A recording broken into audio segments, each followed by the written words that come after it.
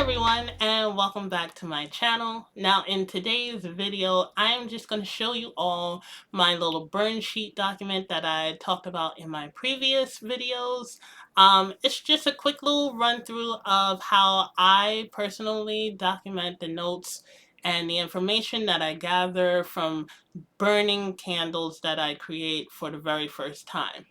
Now, if you are new here, welcome on in. My name is Tammy. I am the owner of Lanacia Marie Candle Co. And for those of you that have been returning, thank you so much for coming back. I appreciate all of you.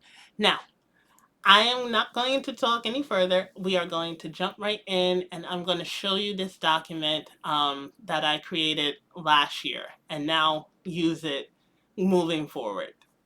So let's get into it. Okay, so this is my burn sheet.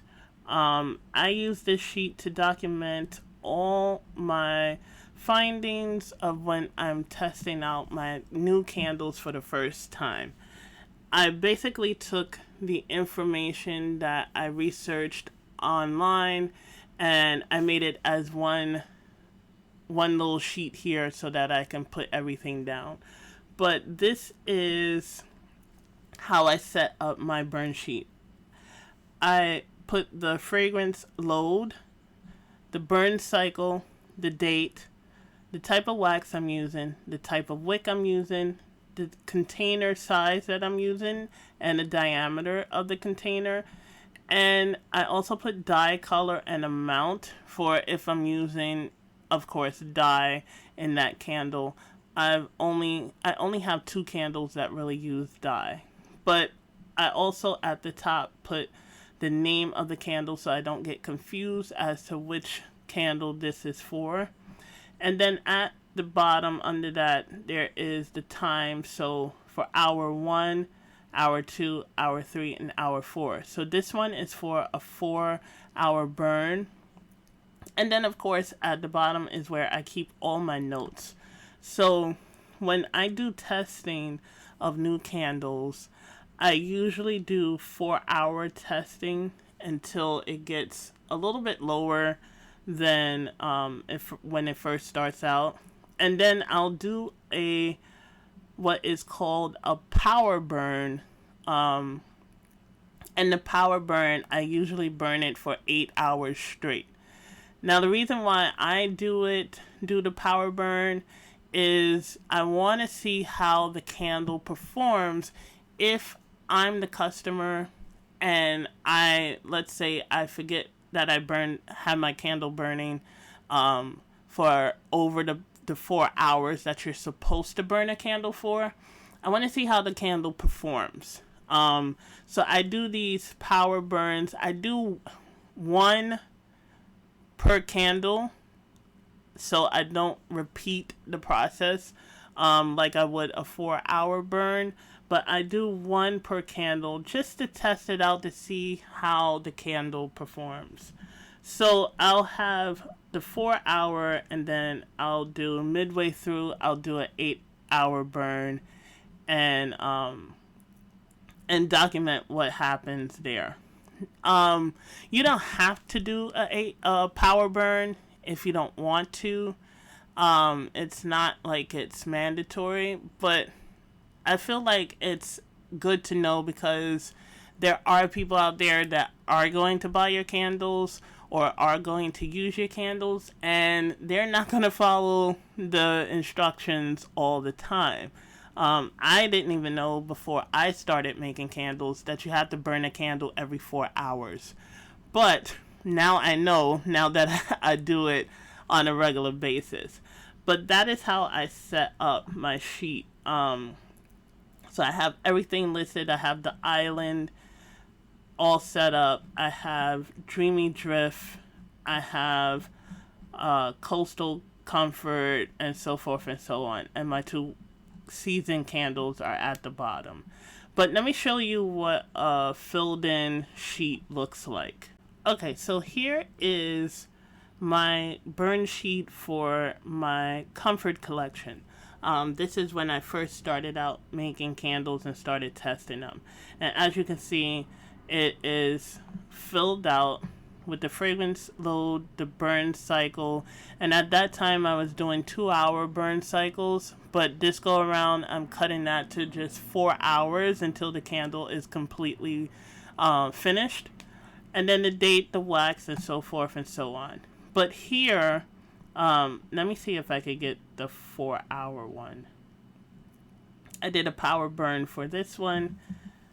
Okay.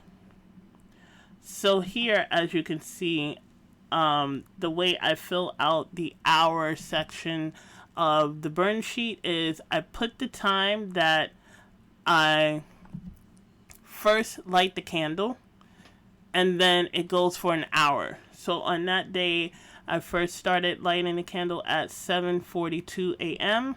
and then for an hour it burned to 8:42 a.m.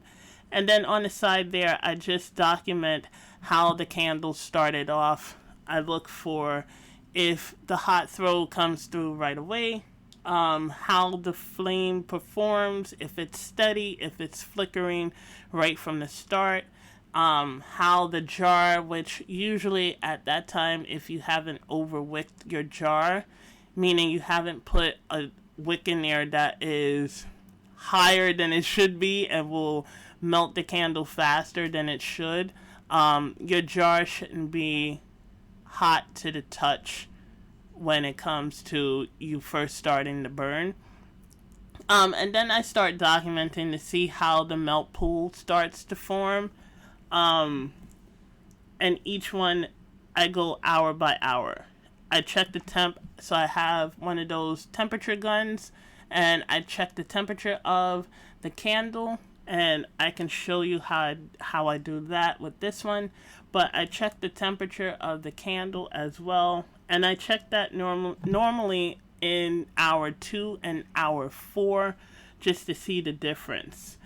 And then at the notes section here is where I put, of course, all my findings and what I find works for the candle on its first burn, second burn, and so forth and so on, and also what doesn't work for the candle and what I'm going to change next time. So this is how I fill these out. So with this one, this is when I started to test a little later, and I started to change the format a little bit. And one of the things you want to know about your candle is how long your candle can burn for. And I chose to structure it a little bit better when it came to testing and documenting my testing. And seeing as I was doing it in 4-hour burns, after each 4 hours, I would go ahead and put at the bottom of my notes, 4 hours burn equals 4 hours total.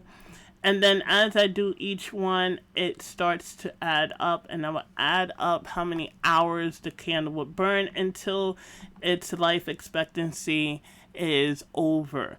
And that pretty much gave me how long my candles can burn for. That way I'm not doing, there's another method where you weigh it out in the beginning and all the calculations and stuff, but I find it, if you're going to document your testing on your, whether it's Excel sheet or Word doc or Google Docs, if you're going to gonna document it, then you might as well keep up with the hours as you go, and then at the end of the candle's life expectancy, then you have the amount that your candle is going to burn for. But this is how I document it. If you notice, it is, for me, the way I did it, you notice it's pretty much connected. So there's one burn test here, and then of course in the notes I let myself know that this is the 7th burn, and then I start my notes after it. But if you notice, it restarts again, and I just simply connect the tables together so that it's one long read, one long table. And yes, in Word doc I use tables to set this up.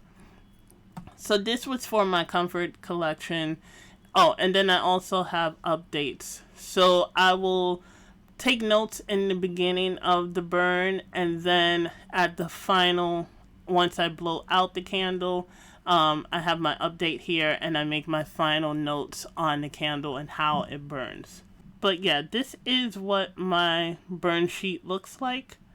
Um, and this is what I'm going to be starting with when it comes to these new candles here. All right, so that was it for my little document. I hope you all got a little inspiration from it, I guess. It's very simple, it's very straightforward, it's nothing fancy. It does help me keep everything, all my information in one file on my computer. That way I don't have multiple notebooks like I did in the very beginning of candle making. It's all there in one place for me, and I can always go back and look at the notes, edit the notes. It's just a great thing to have a document that's all in one place. With this, I put everything that I find that goes wrong and goes right with my candles here, and it helps me move forward into making the candle from a test candle into an actual product to sell. So I really just wanted to show you guys how it is. I'm not sure if you would like me to, I guess, put a link or create it for you. Maybe we can go through it and I can set it up. It's real quick. It takes about probably about 5 minutes to set it all up. It's nothing difficult to do, but if you would like me to do a quick little walkthrough of how I set it up, or if you would like me to put a link, then that's fine as well, to save you all the time so that you can invest that time into making your products, then that's great as well. Just let me know in the comments down below. But that was it for today's video. I hope you all enjoyed this little showing of my burn sheet here. And if you did, then please hit that like button and don't forget to hit that subscribe button as well so that you could be notified when the next new video comes out. Now you can follow me on Instagram. My links are in the description down below, as well as my Etsy shop and the link to my emailing list. You can sign up there and get 15% off on any product that's on my Etsy shop. Now, with that being said, I'm going back into testing these products, and I will see you all in the next video. So until then, I hope you all enjoy the rest of your week, and don't forget to show yourself a little more appreciation. So until next time, this is Tammy saying, take care, everyone.